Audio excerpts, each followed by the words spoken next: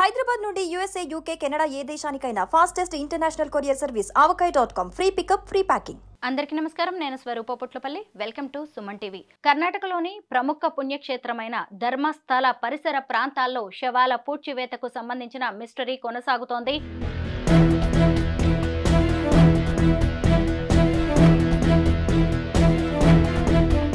అక్కడ సిట్ బృందం తవ్వకాలు జరుపుతుండగా ఒక మగ వ్యక్తికి సంబంధించిన అవశేషాలు బయటపడ్డాయి. అలాగే 13 ఏళ్ల బాలికకు సంబంధించిన అస్థిపంజరం ఎముకలు కూడా బయటపడ్డట్టుగా వార్తలు వినిపిస్తున్నాయి. ఇంకొక వైపు ధర్మస్థల ప్రాంతానికి ఈ ఆడపిల్ల గనక వెళితే అదృశ్యం అవ్వడం, అలాగే తిరిగి రావడం అనేది ఉండదు అని కొన్ని మీడియా కథనాలు బలంగా వార్తలు వినిపిస్తున్నాయి. అసలు ధర్మస్థల కేంద్రంగా ఇదంతా ఎందుకు జరుగుతుంది? దీని వెనక ఉన్నది ఎవరు? ఎవరైనా పథకం ప్రకారమే ఇదంతా చేయిస్తున్నారా? ప్రస్తుతం నాతో పాటు బెంగళూరు నుంచి కాంగ్రెస్ స్పోక్స్ పర్సన్ స్వాతి చంద్రశేఖరరావు ఉన్నారు. తనతో మాట్లాడదాం. నమస్తే స్వాతి గారు. నమస్తే. సిట్ జరుపుతున్న తవ్వకాల్లో ఓ మగ వ్యక్తికి సంబంధించిన అవశేషాలు బయటపడ్డాయని తెలుస్తోంది. అసలు ఏం జరుగుతోంది ధర్మస్థలలో ప్రస్తుతం? స్వరూప గారు, చూడండి, ఆల్రెడీ ఒక అనామధేయ వ్యక్తి వచ్చి సవాల్ని నేను బరీ చేశాను అండ్ ఇప్పుడు నాకు దాన్ని చాలా బాధగా ఉంది, నాకు గిల్టీగా ఉంది అని చెప్పి వచ్చి కంప్లైంట్ చేసి state has taken this very seriously. Home ministry ఇది లేదా, ఎందుకంటే ధర్మస్థలం అనేది ఒక పుణ్యక్షేత్రం. కేవలం కర్ణాటక ప్రాంతంకి రాష్ట్రానికి మాత్రం సీమితం కాదు, మొత్తం భారతదేశాల నుంచి, గ్లోబల్ నుంచి ఇక్కడ డివోటీస్ ఉన్నారు. ఇక్కడ మంజునాథ స్వామిని దర్శనం చేసుకోవడానికి వస్తారు. అలిగేషన్ ఏముంది, అది సరియో తప్పో మనకు అసలు తెలీదు. కానీ దాని గురించి ఒక థరో ఇన్వెస్టిగేషన్ అవ్వాలి అని state government has taken it up very seriously and ఒక special investigation team SIT form చేసింది. సో SIT ఫామ్ అయిన తర్వాత మీడియాలో కావచ్చు, సోషల్ మీడియాలో కావచ్చు, రకరకాల గాసిప్స్, రూమర్స్ దీని గురించి మనకు వస్తూ ఉంది అండ్ మనకు తెలుసు కూడా. కానీ మనకు తెలిసిన రెండు మెయిన్ కేసెస్ గురించి నేను మాట్లాడాలి అంటే, ఒకటి 2012-13 లో జరిగిన సౌజన్య మర్డర్ కేస్, 2 నెలల మున్న జరిగిన ఒక వ్యక్తి హత్య అండ్ అతను ఎవరు ఏంటి అని ఆల్రెడీ ఐడెంటిఫై చేశారు. వాళ్ళు ఇంటి వాళ్ళు కూడా కంప్లైంట్ ఇచ్చారు అండ్ వాడు అసలు బ్రతకలేదు అనే ఒక కన్ఫర్మేషన్ అయితే మనకు ఒక 2 months ముందు మనకు తెలిసింది. అండ్ ఇప్పుడు ప్రస్తుతం దొరికిన ఒక డెడ్ బాడీ ఏదుందో అది ఈ వ్యక్తిది సవ అనే ఒక ఇన్ఫర్మేషన్ అయితే ప్రస్తుతం మనకు దొరికింది. But what ever said and done, when SIT is in force, so నేను ఒక ప్రభుత్వాన్ని రిప్రజెంట్ చేస్తూ నేను కాంగ్రెస్ స్పోక్స్ పర్సన్ అయ్యి ఒకటైతే చాలా very clear, SIT complete report ఇయ్యే వరకు దీని గురించి మాట్లాడడం అసలు it makes no sense. Because ఎందుకంటే బయట ఉన్న రిపోర్టర్స్ ఏదైనా చెప్పొచ్చు, ఏదైనా మాట్లాడొచ్చు, ఏదైనా రిపోర్ట్స్ ఇవ్వచ్చు. కానీ SIT ఏ రిపోర్ట్స్ ఫైనల్ గా ఇస్తుందో దట్ ఇస్ ఫైనల్. సో అతను ఒక 13 ప్లేసెస్ ని ఐడెంటిఫై చేసి 13 సవాల్ ఇక్కడ ఉంది అండ్ దాన్ని మీరు ఎక్స్కవేట్ చేస్తే అక్కడ సవాలు దొరుకుతుంది, లేదా అట్లీస్ట్ వాళ్ళు అస్థి దొరుకుతుంది అని అతను చెప్పాడు. సో దాని మీద SIT has taken it up seriously and 2 రోజుల నుంచి అక్కడ గ్రేవ్ ని డిగ్ చేయడం ఇవన్నీ పని జరుగుతుంది. కానీ ఎంత దొరికింది, ఏది దొరికింది, what is the final result, ఇది వాట్ SIT చెప్పిన తర్వాతనే మనం చెప్పగలుగుతాం. స్వాతి, ఒక 13 ఏళ్ల బాలికకు సంబంధించిన స్కెలిటన్ కూడా దొరికినట్టుగా చెప్తున్నారు. ఆ పాప మీద ఇన్నర్స్ లేవు, ఒంటి మీద గాయాలున్నాయని చెబుతున్నారు. అయితే ప్రభుత్వ ప్రతినిధిగా ఇలాంటి వాటికి కూడా ఒక క్లారిటీ ఇవ్వాల్సిన బాధ్యత మీ మీద ఉంది. దీనికి సంబంధించి మీరేం చెప్తారు? తప్పకుండా స్వరూప, అక్కడ ఏదైనా ప్రమాదం జరిగింది అనేది ప్రూవ్ అయితే అసలు will be the first one to take the action. కానీ ఇప్పటి వరకు ఏది అలాంటి ఇన్ఫర్మేషన్ యాక్చువల్లీ SIT నుంచి గవర్నమెంట్ కో లేదంటే హోమ్ మినిస్టర్ కో దొరకలేదు. బయట ఉన్న మీడియా రిపోర్ట్స్ కావచ్చు, మీకు తెలుసు ఒక చిన్న గ్రామం ధర్మస్థలం అనేది, చాలా ఒక పల్లెటూరు, కానీ దాంట్లో కొంచెం మోడర్న్ పల్లెటూరు అని మనం చెప్పొచ్చు.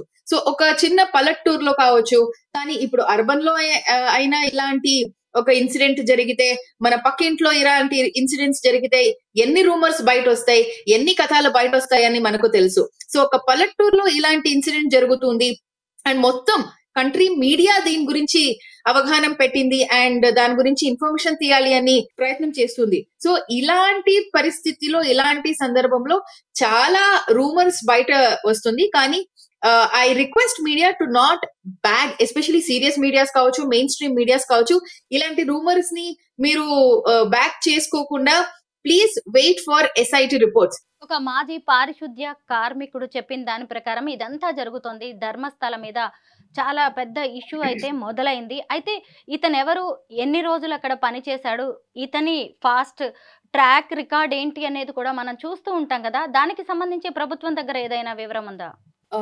ఇతనే ఒక స్టేట్మెంట్ కోర్టుకి ఇచ్చాడు. ఇతను అక్కడ పని చేశాడు కొన్ని సంవత్సరం, దాని తర్వాత కొన్ని సంవత్సరం బయట ఉన్నాడు, అక్కడ పని చేయలేదు. ఒక రిపోర్ట్ అయితే ధర్మస్థలం నుంచి మనకు వచ్చిన రిపోర్ట్ అయితే వాళ్లే వీడిని పని నుంచి తీసేశారు అనే ఒక రిపోర్ట్ ఉంది. దాని తర్వాత వీడే లేదు నేను తప్పు చేశాను అనే ఒక గిల్ట్ తో బయట వచ్చేసాడు అనే ఒక రిపోర్ట్ ఇతను స్టేట్మెంట్ ఇతను ఇచ్చాడు. So at the end of the day అతను ఏది చెప్తున్నాడో, ఈ 7 ఇప్పుడు 7 బరియల్ ప్లేసెస్ ని బరియల్ ప్లేస్ అని కూడా యాక్చువల్లీ చెప్పడం సరియో తప్పో నాకు తెలియదు, because it is based on the statement.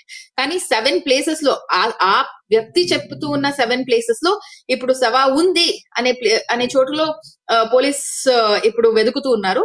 కానీ ఈ 13 అతను ఇచ్చిన 13 to 14 ప్లేసెస్ ఏముంది, అది అయిన తర్వాత అక్కడ ఖచ్చితంగా సవాలు దొరికిందా, అక్కడ దాని తర్వాత మనకు తెలుస్తుంది ఈ వ్యక్తి ఎంత నిజాయితీగా చెప్తున్నాడు, అబద్ధం ఆడుతున్నాడు అనేది. కాంగ్రెస్ ప్రభుత్వాన్ని బ్లేమ్ చేయడానికి నడుస్తున్న పొలిటికల్ గేమ్ గా దీన్ని భావించవచ్చా? మనం అతనికి చెప్పలేదు వచ్చి కంప్లైంట్ ఇవ్వమని, మనం చెప్పలేదు ఇలాంటి పరిస్థితి అక్కడ ఒదిగించాలి అని. సో 2012-13 లో ఈ సౌజన్య కేసు యాక్చువల్ గా ఏం జరిగిందో అప్పుడు మన సర్కారం లేదు అక్కడ. అప్పుడు ఉండేది it was BJP government. 3 chief ministers మారారు. యడియూరప్ప వచ్చారు, దాని తర్వాత సదానంద గౌడ వచ్చారు, దాని తర్వాత జగదీష్ షెట్టర్ వచ్చారు. అండ్ మనం వచ్చిన తర్వాత ఒక యాక్చువల్ గా ఇఫ్ యూ డోంట్ బిలీవ్ స్వరూప గారు, నేను మీకు చెప్తున్నాను, ఆ ప్రాంతంలో ఒక పోలీస్ స్టేషన్ లేదు. సో 2012 నుంచి రిక్వెస్ట్ చేసిన తర్వాత 2015 లో అక్కడ ఒక పోలీస్ స్టేషన్ దొరికింది. అది కూడా మా ప్రభుత్వం వచ్చిన తర్వాతనే. The past Siddaramaiah government under the regime of doctor G Parameshwar, who was then home minister also, అతను వెళ్లి అక్కడ ఇనాగ్రేట్ చేశారు పోలీస్ స్టేషన్ ని. 2012 నుంచి 2015 వరకు 3 years ఒక ప్రాంతంలో పోలీస్ స్టేషన్ కావాలి అని అక్కడ జడ్పీ మెంబర్ ఉండొచ్చు, టీపీ మెంబర్ ఉండొచ్చు, అందరూ అక్కడ వచ్చి రిక్విజిషన్ ఇచ్చారు. లోకల్ ఎమ్మెల్యే కూడా కొంచెం అక్కడ ప్రయత్నం చేశారు. ఇవన్నీ జరిగిన తర్వాత కూడా లోకల్ గవర్నమెంట్ కావచ్చు, హోమ్ మినిస్ట్రీ కావచ్చు యాక్ట్ చేయలేదు.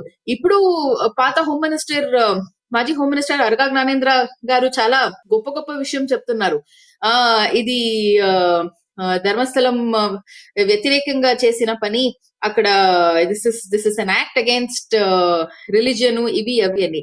అయితే మీకు అంత అవగాహన ఉంటే ధర్మస్థలం మీద, మీకు అంత ధర్మస్థలం ఒక పవిత్రమైన స్థలం అని మీకు అనిపించుంటే, మీరు ఎప్పుడు ప్రభుత్వంలో ఉన్నారు, నేను చెప్పడం 2019 నుంచి 2023 వరకు మీరు ఉండేటప్పుడు అక్కడ ఎన్ని ప్రమాదం జరిగింది, అక్కడ ఎన్ని మర్డర్స్ జరిగింది, ఇవన్నీ జరిగిన తర్వాత కూడా మీరు అక్కడ ఒక SIT టీం ఎందుకు ఫామ్ చేయలేదు? మీరు FIRs ని ఎందుకు తొక్కేయారు? ఇప్పుడు వచ్చిన FIR కావచ్చు, ఇప్పుడు వాడు వచ్చి చేసిన పని కావచ్చు, లేదా ఆ 2 lawyers కావచ్చు, వాళ్ళు కాంగ్రెస్ లీడర్స్ అయినా కాంగ్రెస్ కార్యకర్తలైనా కాదు, వాళ్ళు దే ఆర్ నార్మల్ పీపుల్. మనం చెప్పలేదు వాళ్ళకి వచ్చి కంప్లైంట్ ఇవ్వమని లేదా కోర్టు ముందుకు వెళ్ళమని. సో వాళ్ళు వచ్చారు, but this is the duty of the government. ఇంత పెద్ద ప్రమాదం జరిగిన తర్వాత, ఇంత పెద్ద అలిగేషన్స్ వచ్చిన తర్వాత, అది ఏదైనా కావచ్చు, ప్రభుత్వం ఎస్పెషలీ ఇలాంటి ధర్మక్షేత్రం మీద నమ్మకం పోకూడదు అనే ఇంట్రెస్ట్ తో, ఒక చాలా బాధ్యతతో మనం SIT టీమ్ ఫామ్ చేసాం. And we are actually waiting for the reports from the SIT team. ఒక చిన్న విషయం వెళ్తూ నేను చెప్పాలి స్వరూప గారు. The allegation is not on temple. The allegation is not on Shri Manjunatha Swamy. Maybe అక్కడ ఉన్న జనంలో ఉన్న అది ఎవరైనా కావచ్చు, వాళ్ళు అక్కడ ఇలాంటి ఒక గొడవ పెడుతున్నారేమో. సో ధర్మక్షేత్రాన్ని కావచ్చు లేదా ఆ టెంపుల్ ని కావచ్చు, దీనికి లాగి తీసి టెంపుల్ ని ఒక బ్యాడ్ గా ప్రమోట్ చేయడం, I think it is a bad idea. BJP దీన్ని చాలా క్లెవర్ గా ఒక పొలిటికల్ యాంగిల్ ఇచ్చి దీన్ని పొలిటిసైజ్ చేస్తున్నారు. So it is better BJP దీన్ని యాక్చువల్ గా టెంపుల్ ని వాళ్ళకి అస్సలు హిందూ ధర్మం మీద నమ్మకం ఉంటే, ఆ దేవస్థానం మీద భక్తి ఉంటే, ఆ మంజునాథ స్వామి మీద అస్సలైన నమ్మకం ఉంటే వాళ్ళు దీన్ని పొలిటిసైజ్ చేయకుండా అస్సలు నిజాన్ని ఏముందో దాన్ని బయటపడడానికి వాళ్ళు సహకారం చేయాలి అని నేను కోరుకుంటున్నాను. ప్రశాంతతకు, పర్యాటకానికి, ఆధ్యాత్మికతకు నెలవైన ధర్మస్థలం మీద ఇలాంటి ఆరోపణలు అలాగే విమర్శలు రావడం అనేది బాధాకరం. త్వరలోనే ఈ మిస్టరీ వీడాలని కోరుకుందాం. Thank you so much Swathi Chandrasekhar గారు.